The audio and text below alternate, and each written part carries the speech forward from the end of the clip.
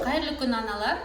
Бізде бүгін Аруна қызымызбен поза русалкада, яғни ТЛР Набаку дейміз, поза русалкада жатып үйреніп жатырмыз.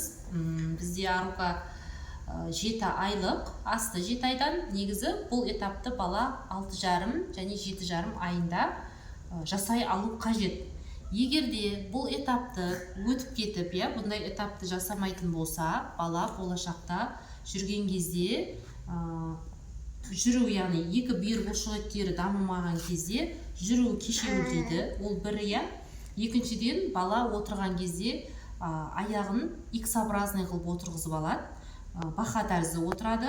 Сол уақытта бізде X-образный аяқтар деформациялар пайда болады.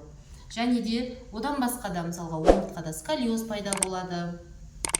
Баланың, яғни өзін тепе-теңдікте, кеңістікте ұстай алмауынан бала омыртқадан көп деформацияға ұшырайды.